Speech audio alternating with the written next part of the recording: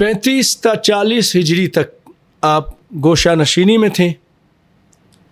اس کے بعد 41 میں سیدنا معاویہ رضی اللہ تعالی عنہ، یعنی پھر اس کے بعد دیکھیے نا سیدنا علی، سیدنا معاویہ رضی اللہ تعالیٰ عنہ کی جو جنگیں ہوئیں، کسی میں آپ نے، سیدنا مغیرہ بن شعبہ نے کسی میں حصہ نہیں لیا، اختلافات سے دور رہے، کسی میں کسی کا ساتھ نہیں دیا.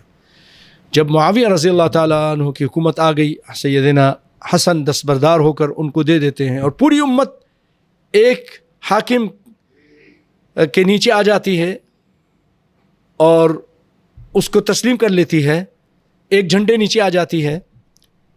تو مغیرہ بن شعبہ پھر اپنی گوشہ نشینی سے باہر آ جاتے ہیں، اور سیدنا معاویہ نے پھر آپ کو آپ کی صلاحیتوں سے فائدہ اٹھانے کے لیے کوفہ کا گورنر مقرر کر دیا. آپ نے وہاں پر خوارج کے سرگنا بحرہ اور اس کے حواریوں کا صفایا کیا. کوفہ کے لوگ بڑے، یعنی معلوم ہے آپ کو کہ بڑے ضدی اور مفاد پرست حریص تھے، دغا بھی کر جاتے تھے، جیسا کہ سیدنا حسین کے ساتھ دغا کیا تھا، اور کسی حاکم کو بھی زیادہ دیر تک امن سے نہیں رہنے دیتے تھے، شکایتیں کرتے تھے. لیکن مغیرہ بن شعبہ رضی اللہ تعالی عنہ نے ایسا وہاں پر، حالانکہ آپ غصے والے بھی تھے، لیکن ایسا حکیمانہ انداز اختیار کیا اور پورے کوفہ والوں کو اپنے شیشے میں اتار لیا. اور یہ یعنی میں سمجھتا ہوں کہ یہ مغیرہ بن شعبہ رضی اللہ تعالیٰ عنہ کی اللہ کے فضل و کرم سے اور اس توفیق سے، اس کے بعد آپ کی ذہانت اور فطانت کے مسلسل 9 سال تک کوفہ کے گورنر رہے. وہ ایسے لوگ تھے کسی کو نہیں ٹھہرنے دیتے تھے. وہ ایسے تھے کہ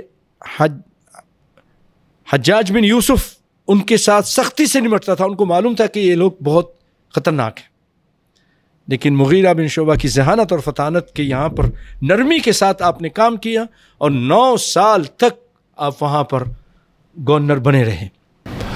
کوفہ کے باشندوں کی یہ عادت دیکھتے ہوئے سیدنا مغیرہ بن شعبہ رضی اللہ تعالیٰ عنہ نے یہ طرز اختیار کیا کہ سختی کی بجائے نرمی کی جائے. اللہ اکبر. یہ ان کی ذہانت تھی، حکمت تھی، دانائی تھی، اور انہوں نے سوچا کہ ان کا خون بہانے سے کوئی فائدہ نہیں، درگزر کرنا ہی مسئلے کا حل ہے. اور سیدنا مغیرہ بن شعبہ کوفے کے کامیاب ترین گورنروں میں آپ کا شمار ہوتا ہے. سیدنا مغیرہ بن شعبہ رضی اللہ تعالیٰ عنہ ماہ شعبان 50 ہجری کو 70 سال کی عمر میں آپ داعی اجل کو لبیک کہتے ہوئے اللہ کو پیارے ہو گئے. اس وقت آپ گورنر کی حیثیت سے کوفہ میں مقیم تھے. اللہ تعالیٰ سے دعا ہے کہ اللہ تعالیٰ ان عظیم ہستیوں پر اپنی کروڑ رحمتیں اور برکتیں نازل فرمائے اور ان کے درجات بلند فرمائے، اور رب العالمین ہمیں ان کے اور دیگر صحابہ کرام کے جو اچھی اچھی باتیں ہیں، پیاری پیاری باتیں ہیں، اللہ تعالیٰ ہمیں اس کو اپنانے کی توفیق عطا فرمائے.